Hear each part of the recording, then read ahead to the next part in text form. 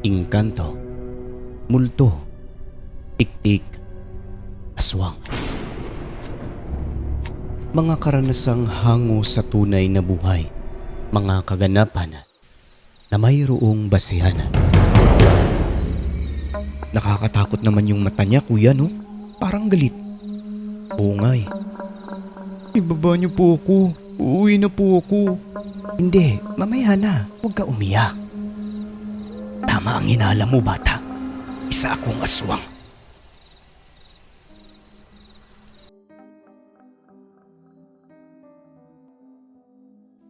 Kung minsan, may mga nakakasalamuha tayong nilalang sa mundo na nagpapanggap upang makamit ang kanilang minimithing hangarin na kasamaan. Magandang araw o gabi. Ako nga pala si Adelpha at may ibabahagi akong nakakasindak na kwento. Bago ang lahat, huwag kalimutang mag-subscribe bilang suporta sa ating channel.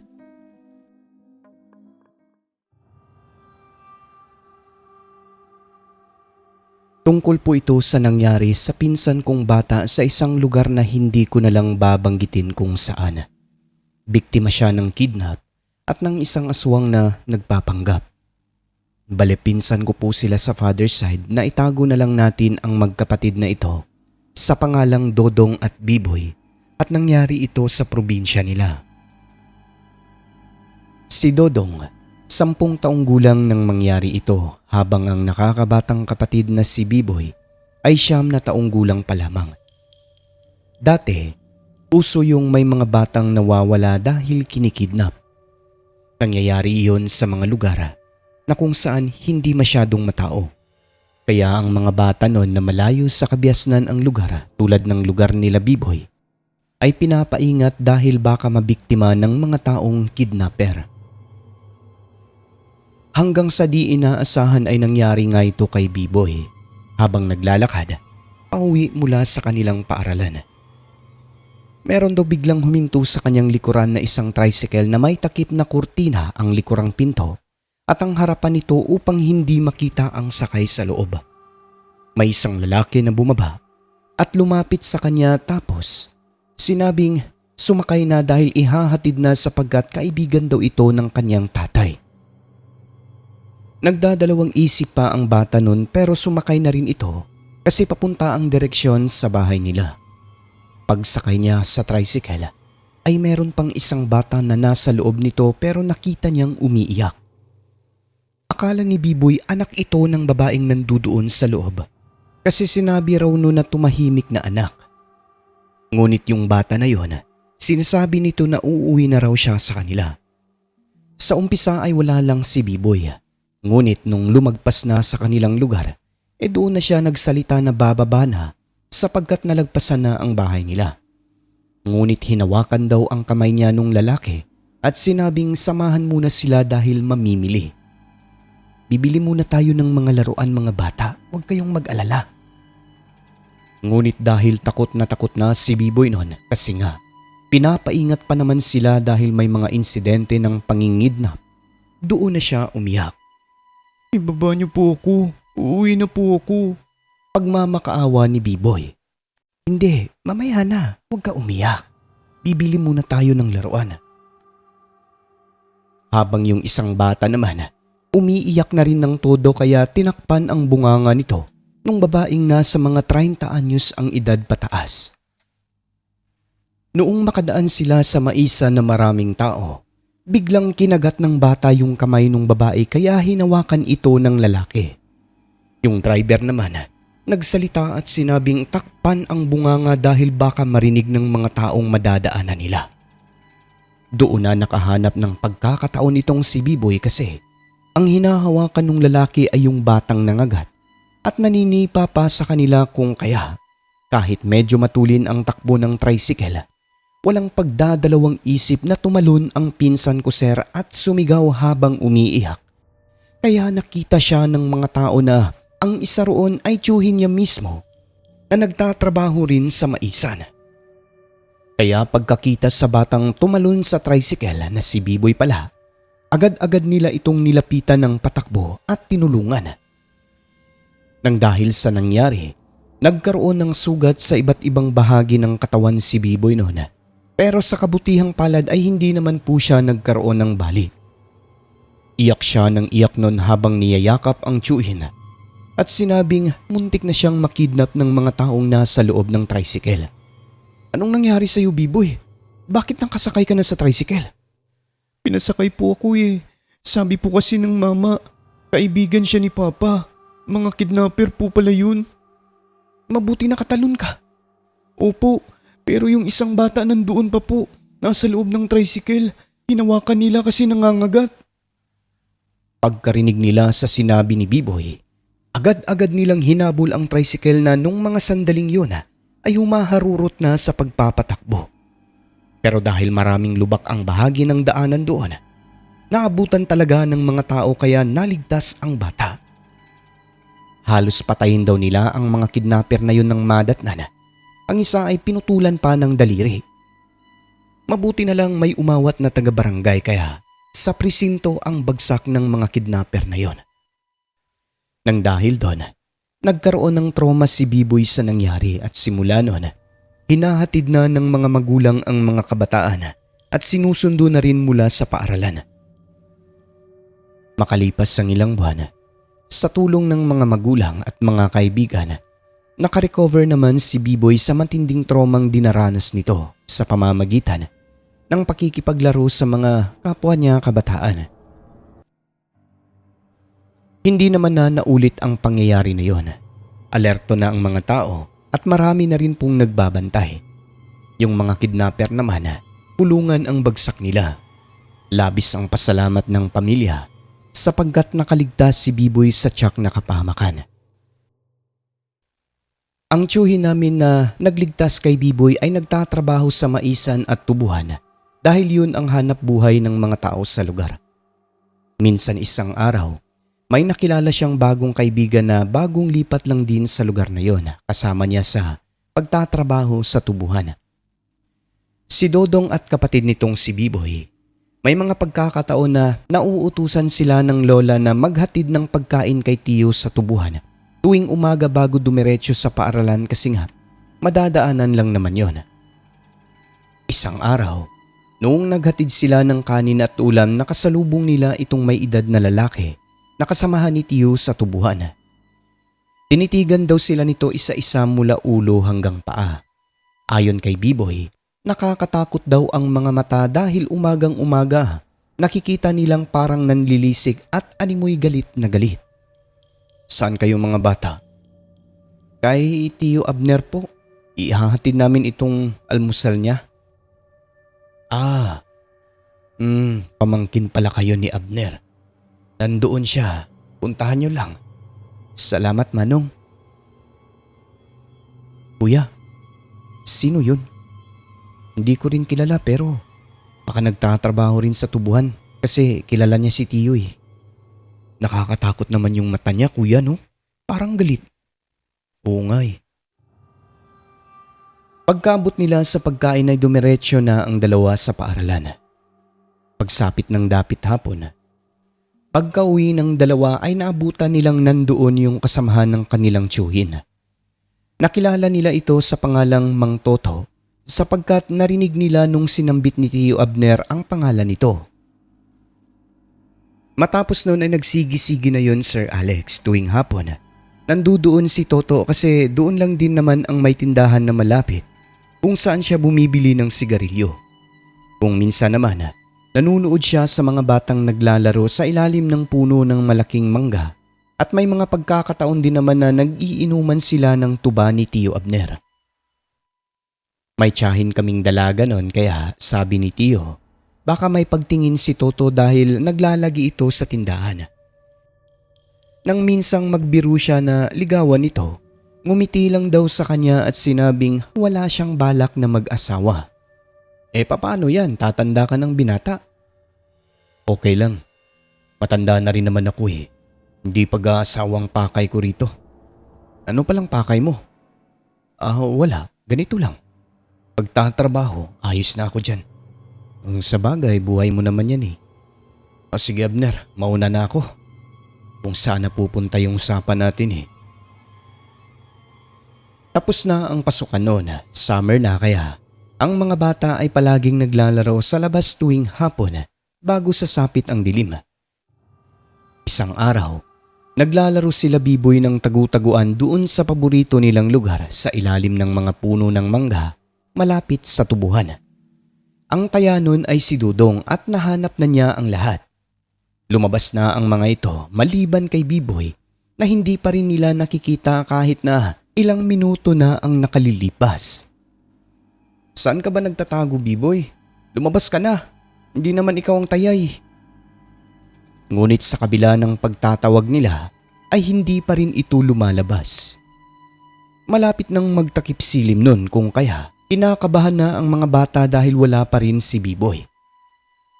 Nag-alala at natakot na ang kapatid nitong si Dodong kasi nga minsan nang nakidnap si Biboy kaya dali-dali niyang tinawag ang nanay at lola. Nag-alala na rin ang mga ito dahil hindi pa rin nila mahanap ang bata. Kaya ang iba nagpatulong na sa mga kapitbahay at kanilang sinuyod ang tubuhan hanggang doon sa maisan ngunit hindi pa rin nila mahanap ang bata. Ang iba na may nagpatulong na sa barangay pero ang isang kapitbahay ay nagpunta sa albularyo at doon humingi ng tulong sapagkat may kutob siyang engkanto ang kumuha sa bata. Pagdating ng albularyo, sinabi nitong hindi engkanto kundi isang aswang ang kumuha kay Biboy sapagkat kumulo ang kanyang langis na para sa aswang. Hindi naman daw ito tinangay kundi itinago lang at nandudoon lang din daw sa paligid. Ang ginawa ng albularyo kasi madilim na ng mga oras na yon. Pinaghanda niya ang mga kalalakihan. Humingi siya ng kandila para sa kanyang gagawin na ritual.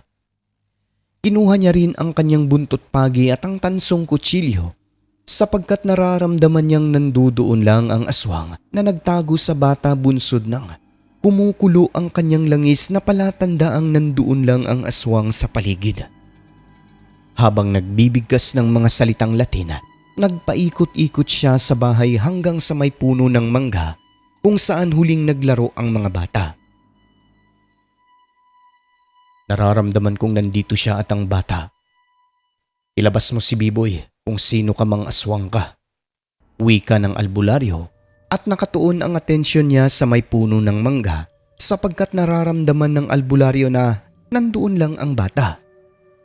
Noong mag-usal na siya ng mga salitang hindi maintindihan mula mismo sa dala niyang itim na libreta, bigla na lang nilang narinig ang iyak ni Biboy. Natagpuan nilang nakaupo ito sa ilalim ng puno ng mangga at doon pa lamang siya nagkaroon ng lakas na makagalaw. Sabi niya, iyak ng iyak daw siya dahil hindi raw siya nakikita ng mga tao.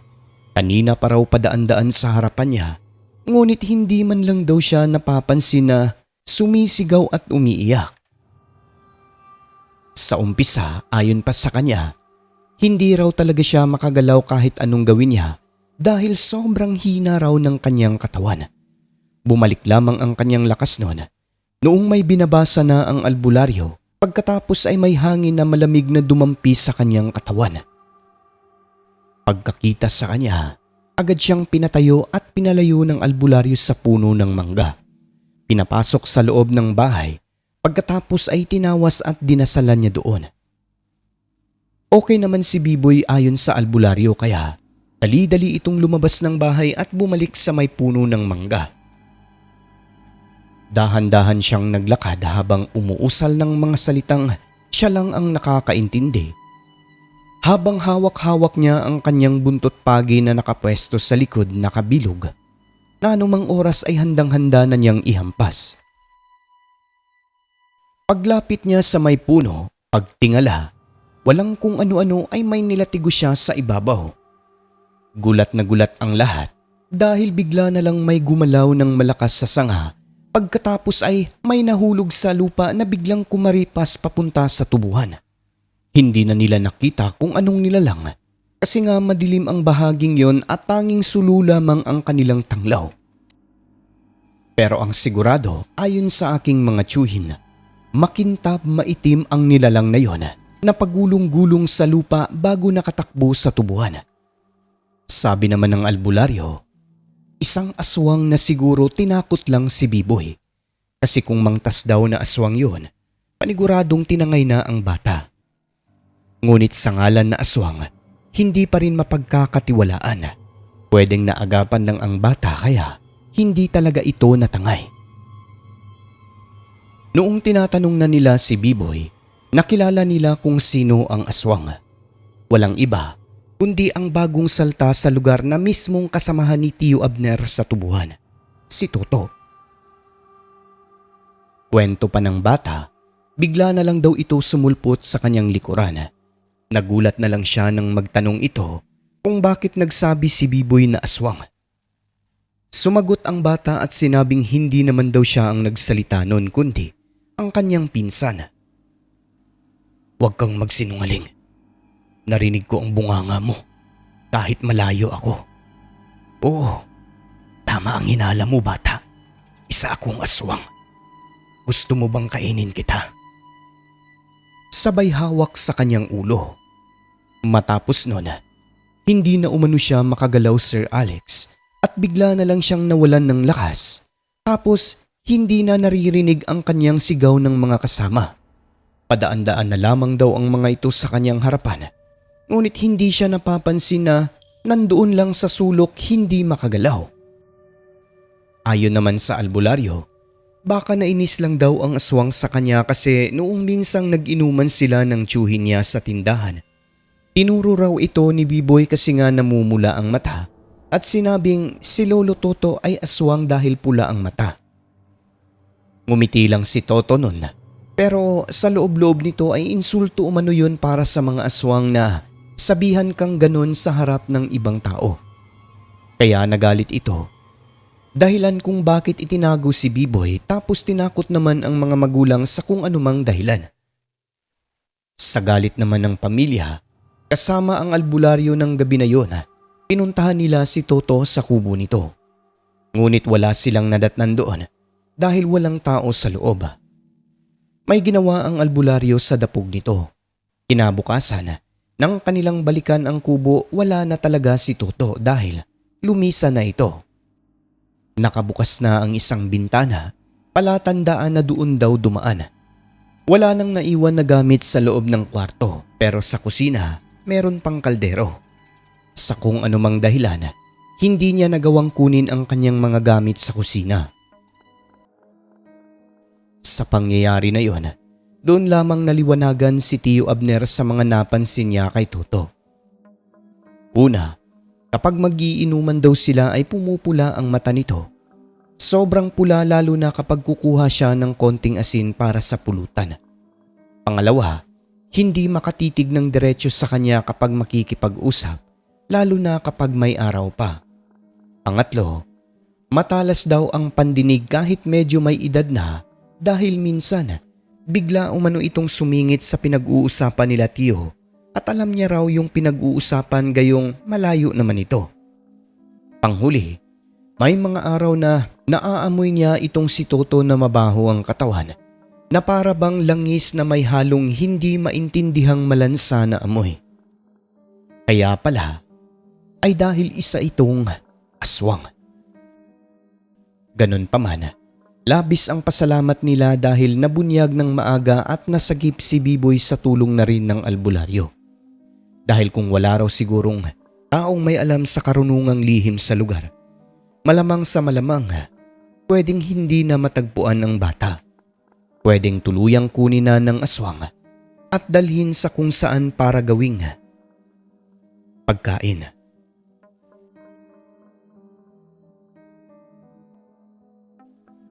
Maraming salamat Sir Alex sa pagbabahagi.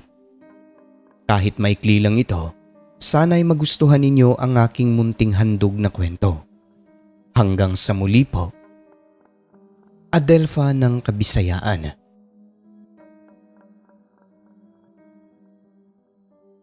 Ang mundong ating ginagalawan, nababalot ng hiwaga at kababalaghan na tanging ang Diyos lamang ang siyang may kasagutan.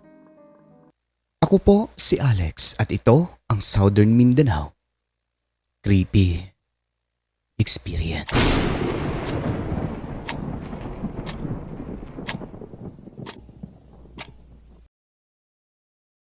At ngayon ay madako naman po tayo sa ating membership shoutouts mga kaibigan. No? Binabati natin unang-una si Luis Elmido na nag-rejoin 3 days ago. Thank you po Sir Luis, 23 months member na. Pangalawa sa ating bagong join no, si Mr. L. Ayan. Thank you po sir sa iyong suporta. No? Kay Jeffrey Bunyad syempre, 21 months member na. Story Hike Subtotski, 32 months member. Kay Al Fernando, 3 months. Kay Rose Kim na 14 months member na. Kay Rancid Horror Stories 3 months. Kay Mike na 29 months member na. Susana Dorn 3 months. Kay Samantha Cruz 3 months. Rosary Jayarante 5 months member. Esmeralda Jucares 10 months. Jonizel Alviola 23 months. Kay Jim Semilia 27 months member na. Last but not the least, kay Christine Olzon na 47 months member na. No? Ayan, maraming salamat po sa walang sawang pagsuporta sa ating munting channel. Again, taos puso po ang inyong lingkod na nagpapasalamat. God bless you all. At syempre sa mga commentators natin last update no na mga nag-comment sa ating video, babatiin natin silang lahat. Unang-una, first commentator natin si Bayot Narakista Vlog. Ayan, first honor daw siya. Kay Hazel Fiesta, Christy Harm ng Germany, kay Elmer Vergara, kay Pericles Lorilia, Iram, kay Maugdang Rubiliar, Mary Asilar, kay Francisco Maulas, kay Taylor Nuevo, kay Angeli Martin, Samantha Cruz, kay Lucy Mendoza, kay Rose Sulalia, kay user lang ang nakalagay, kay Rexy Abergas, kay Zuraida Longchamps, Anika Mishka, kay Lilibet Andrade, kay Kad Dreamer, Arlene Cools Besa, Jen Liam, kay Mayang Luayon, kay Jess De La Cruz, kay German Marasigan, user Ju, kay Cramwin Damang PH, kay Jonathan Barba, kay LM or Ima Player, no? Kay Mark Ryan Sinoron. Last but not the least, kay Archier. And maraming salamat po sa inyong lahat. At sa lahat ng mga silent listener ay welcome po kayo sa channel natin. Pumasok na po kayo at i-hit ang subscribe button. Siyempre, huwag niyo hong kalimutan ang notification bell upang updated kayo sa mga bagot nakakasabik nating mga kwento. Muli po mga kaibigan, maraming salamat po sa mga suporta nyo. Huwag kalimutang tumawag sa taas. I love you.